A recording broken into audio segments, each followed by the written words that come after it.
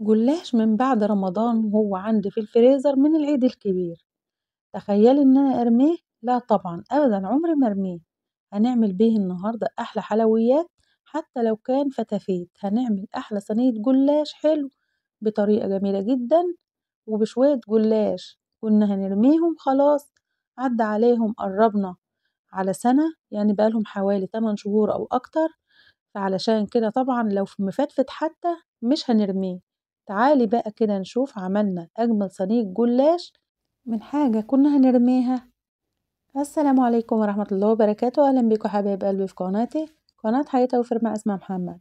هنعمل النهاردة أجمل صينية جلاش حلو، هنعمله بطريقة جميلة جدا، وكمان كنا هنرميه بقاله يجي 8 شهور ولا أكتر. تخيلوا بقى من العيد الكبير منسي في الفريزر، وعمالين نشيل ونحط فيه، والآخر عملناه بالجمال اللي انتوا شايفينه. تعالوا بقى كده نشوف عملناه ازاي النهاردة بطريقة سهلة وسريعة ومش مكلفة. يعني لو عندك جلاش مفتفت هاتيه وتعالي واسأليني اعمله ازاي وانا اقولك على كل الطرق.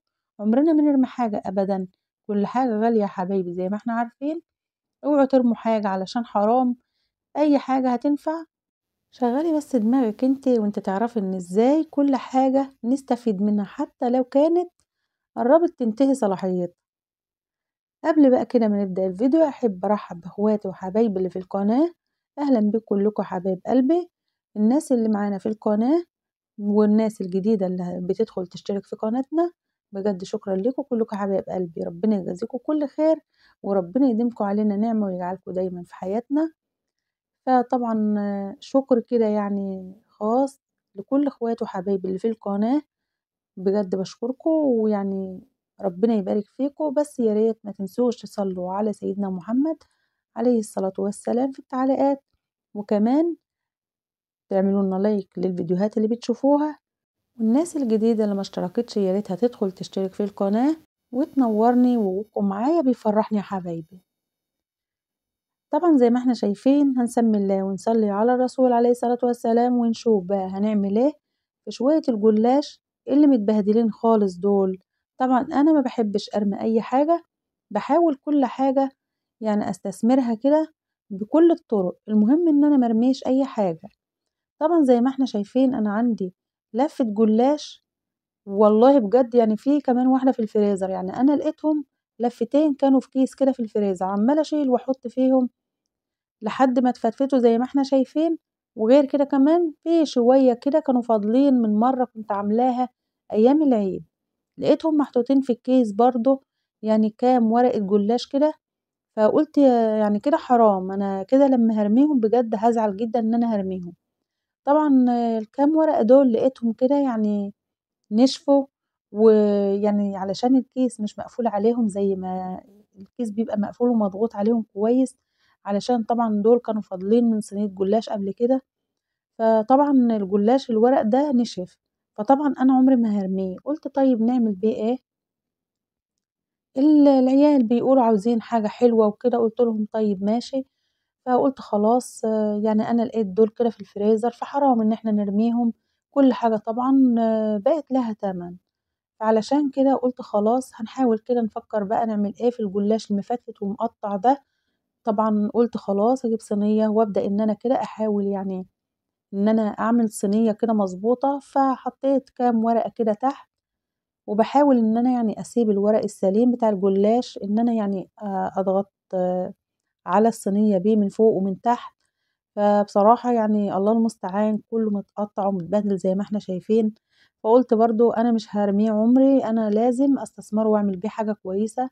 بجد والله طلعت اجمل صينية جلاش عملتها، والله يعني سهلة وسريعة ومش مكلفة، وكمان من غير اي حشوات. لو كانت لفة واحدة، لفة الجلاش اللي انا جايباها دي اصلا كانت لفة صغيرة بتهيألي يعني ممكن نص كيلو او اقل كمان من نص كيلو. فطبعا علشان كده ما كانتش تكفي صينية لوحدها. فقلت خلاص يعني الكام ورقة اللي كانوا فاضلين فتفتهم كده في الوسط، وبعدين يعني كأنها حشوة وخلاص. احنا بنحاول نعمل حاجة حلوة وخلاص للولاد، بس طبعا هم يعني واخدين حقهم وزيادة. سمنة بلدي، وكمان هياخدوا حقهم في الشربات، يعني كده حاجة جميلة جدا. المهم بس إن أنتِ يعني تعملي الحاجة بطريقة كويسة كده وتكوني حابة الحاجة اللي أنتِ بتشتغلي فيها، هتلاقي كل حاجة معاكِ طالعة فعلًا يعني جميلة جدًا. فلمّا كان عندي لَفّة جلاش يعني بقى لها 8 شهور والّا حاجة، وكمان كام ورقة جلاش طبعًا نشفوا زي ما أنتم شُفتوا كده، يعني كده لمّا يترموا بصراحة أنا بازعل، أنا مش باحب أرمي أي حاجة والله، فعلشان كده قُلت خلاص نحاول إن إحنا نعملهم صينية جلاش حلو زي ما إحنا شايفين، فبدأت إن أنا يعني أعمل طبقات تحت، باحاول إن أنا يعني أشوف الورقة السليمة شوية أو اللي تقدر إن هي تسد الفتحات، وعلشان ما يبقاش كده شكله مبهدل، فحطيت كام ورقاية تحت، وطبعًا كنت دهنة الصينية سمنة، فطبعًا جيت بقى بدأت رصيت كام ورقة كده، وبعدين حطيت الجلاش اللي هو المتكسر ده، اللي كان ناشف ده حطيته في الوسط، وبعدين حاولت إن أنا أغطي على الطبقة دي برضه، لحد ما طلعنا في النهاية بالشكل اللي إحنا شايفينه، يعني هو الورق بتاع الجلاش مش سليم كلّه، بس والله حاولت إن أنا يعني أقفّل بيه كويس، لحد الصينية ما شاء الله ما طلعت كده شكلها جميل، وبعد كده خلاص قطّعته زي ما إحنا شايفين، قطّعي بقى زي ما تحبّي الشكل اللي تحبّيه. عملته زي ما إحنا شايفين مثلثات، وبعدين قطعت المثلثات عملت دايرة كده في الوسط علشان تبقى القطع صغيّرة شوية، لإن لو كانت المثلثات كبيرة زي كده، كانت هتبقى حجمها كبير أوي واللي هيشيل قطعة هيتضايق وهو بياكلها. فطبعًا بعد كده كنت مولعة الفرن على درجة حرارة 180 مثلًا، أنا بصراحة اللي عندي مش رقمي، الفرن اللي عندي فرن غاز عادي، فطبعًا أنا كنت مولعاه يعني قبل ما أحط الصينية في قلبه وقبلها بربع ساعة، كان اتسخن كويس، وبعد كده طبعًا كنت مدخّلة الجلاش يعني أخد في الفرن حوالي ربع ساعة والّا حاجة، على الهادي من فوق ومن تحت. يعني أنتِ تهدّي خالص من فوق ومن تحت، لو كان الفرن بتاعِك يعني حامي، لإن الفرن بتاعي ما شاء الله ناره يعني حامية وكده، فطبعًا أنا لو كنت علّيت أكتر من كده كان هيتحرق منّي ومش هيستوى كويس. فزي ما إحنا شايفين أجمل صينية جلاش، وعملنا طبعًا الشربات، الشربات ده أنا كنت عاملاه مع فيديو بتاع البسبوسة، عاملة كمية يعني لو حابة إن أنتِ تركنيه وتعينيه لرمضان هينفع معاكِ.